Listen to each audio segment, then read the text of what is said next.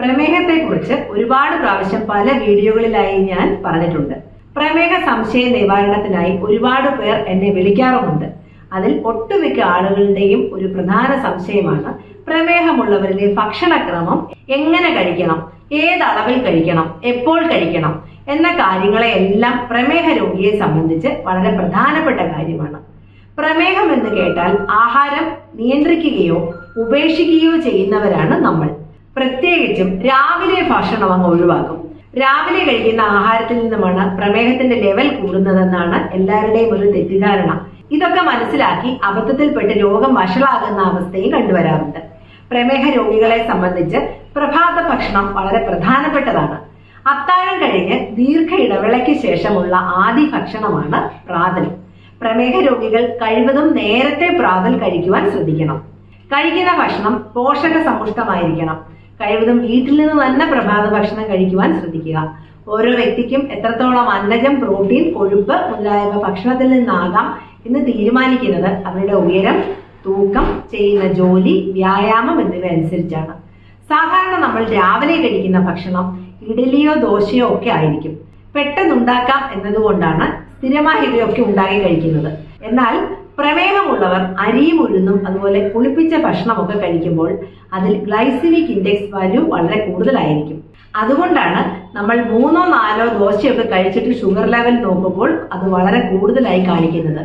അതുകൊണ്ട് ദോശയ്ക്കും ഇഡലിക്കും ഒക്കെ അരിയും ഉഴുന്നും അരയ്ക്കുമ്പോൾ അരിയുടെ അളവിന്റെ അത്രയും തന്നെ ഉഴുന്ന് ചേർത്ത് ഉണ്ടാക്കുവാൻ ശ്രദ്ധിക്കുക. അതുപോലെ ഉഴുന്നിനോടൊപ്പം കുറച്ച് ഉലുവ കൂടി ചേർത്ത് അരയ്ക്കുക. കുറച്ച് കറിവേപ്പിലയും ചേർക്കുന്നത് നല്ലതാണ്. ഇത് ഗ്ലൈസിമിക് ഇൻഡെക്സ് വാല്യൂ കുറയ്ക്കുവാൻ സഹായിക്കും. പ്രഭാത ഭക്ഷണത്തിൽ പുട്ടോ ചപ്പാത്തിയോ ഉപ്പുമാവോ നമ്മുടെ വീട്ടിലുണ്ടാക്കുന്ന ഭക്ഷണമൊക്കെ കഴിക്കാം. പ്രഭാത ഭക്ഷണത്തിനോടൊപ്പം മതിയായ അളവിൽ പ്രോട്ടീൻ കലർന്ന ആഹാരങ്ങൾ ഉൾപ്പെടുത്തുന്നത് മെറ്റബോളിസം കൂട്ടുന്നതിനും ഇടനേരങ്ങളിൽ വിശപ്പ് കുറയ്ക്കുന്നതിനും നല്ലതാണ്. പയറ്, പരിപ്പ് വർഗ്ഗങ്ങൾ, മുട്ട, ഇറച്ചി, നട്ട്സ്, പാലുൽപ്പന്നങ്ങൾ എന്നിവയിലെല്ലാം പ്രോട്ടീൻ ധാരാളം അടങ്ങിയിട്ടുണ്ട്. അതുപോലെ പ്രമേഹ രോഗികളിൽ ഹൃദ്രോഗ സാധ്യത കൂടുതലായതിനാൽ കൂടിയ അളവിൽ ഉപ്പും പൂരിത കൊഴുപ്പും പ്രാതലിൽ ഉൾപ്പെടുത്താതിരിക്കുന്നതാണ് അഭികാമ്യം. ഉരുളക്കിഴങ്ങ്, ചേന, ചേമ്പ്, കാച്ചിൽ, മധുരക്കിഴങ്ങ്, കൂർക്ക, പൂവക്കിഴങ്ങ്, കപ്പ, ക്യാരറ്റ്, ബീട്രൂട്ട് ഇവയെല്ലാം കിഴങ്ങ് വർഗമായതിനാൽ ഇവ ഒഴിവാക്കണം. ക്യാരറ്റും ബീട്രൂട്ടും നമ്മുടെ ശരീരത്തിൽ നല്ലതാണെന്ന് കരുതി കഴിക്കാറുണ്ട്. എന്നാൽ പ്രമേഹ രോഗികളിൽ പ്രത്യേകിച്ചും അമിതവണ്ണമുള്ളവർ ശ്രദ്ധിക്കുക. ക്യാരറ്റും ബീട്രൂട്ടും സ്റ്റോർ ചെയ്ത കാർബോഹൈഡ്രേറ്റ്സ് ആണ്.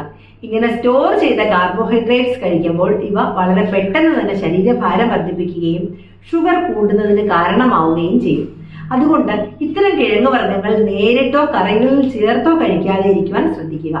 അപ്പോൾ പിന്നെ ബ്രേക്ക്ഫാസ്റ്റ് എന്ത് കറി കഴിക്കണമെന്നായിരിക്കും.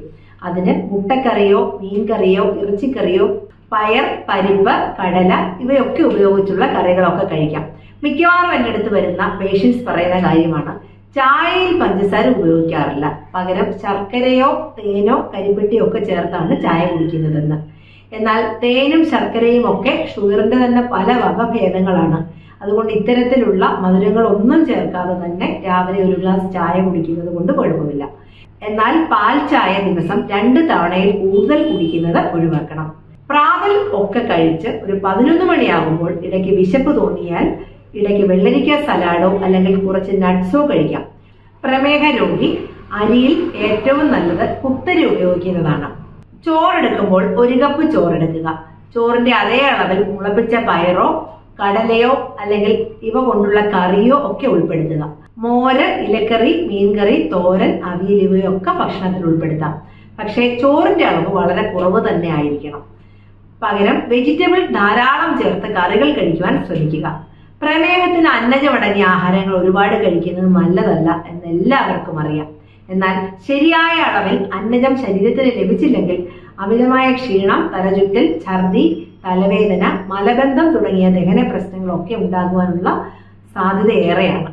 4 മണിക്ക് ചായയോടൊപ്പം ബിസ്ക്കറ്റ് കഴിക്കാം. മധുരമില്ലാതെ ഫൈബർ കണ്ടന്റ് ഉള്ള ബിസ്ക്കറ്റുകൾ അല്ലെങ്കിൽ നട്ട്സുകൾ ഉൾപ്പെടുത്താം. രാത്രി ഭക്ഷണം കഴിയുന്നത്ര നേരത്തെ കഴിക്കുവാനും ശ്രദ്ധിക്കണം. എപ്പോഴും നല്ലത് വളരെ പെട്ടെന്ന് ദഹിക്കുന്ന ഭക്ഷണങ്ങൾ കഴിക്കുക. പ്രമേഹ രോഗികൾക്ക് നിർദ്ദേശിച്ചിട്ടുള്ള പഴവർഗ്ഗങ്ങൾ കഴിക്കാം. രാത്രി ഭക്ഷണത്തിൽ ഒന്നുകിൽ വെജിറ്റബിൾ സലാഡോ അതുമല്ലെങ്കിൽ വെജിറ്റബിൾ സൂപ്പോ കഴിക്കാം. പ്രമേഹ രോഗികൾ വറുത്തതും പൊരിച്ചതുമായ ഭക്ഷണങ്ങൾ, ബേക്കറി ഫുഡ്, അച്ചാർ, പപ്പടം, മൈദമാവ് ചേർന്ന പലഹാരങ്ങൾ, മധുര പലഹാരങ്ങൾ, മധുര പാനീയങ്ങൾ എന്നിവ പൂർണ്ണമായും ഒഴിവാക്കുക. ദിവസം 3 ലിറ്റർ വെള്ളം കുടിക്കുക. കൂടാതെ ദിവസം വ്യായാമം ചെയ്യുകയും വേണം. വൈറ്റമിനുകളും ധാതുക്കളും പ്രോട്ടീനും അന്നജവും മതിയായ അളവിൽ അടങ്ങിയതാണ് സമീകൃതാഹാരം.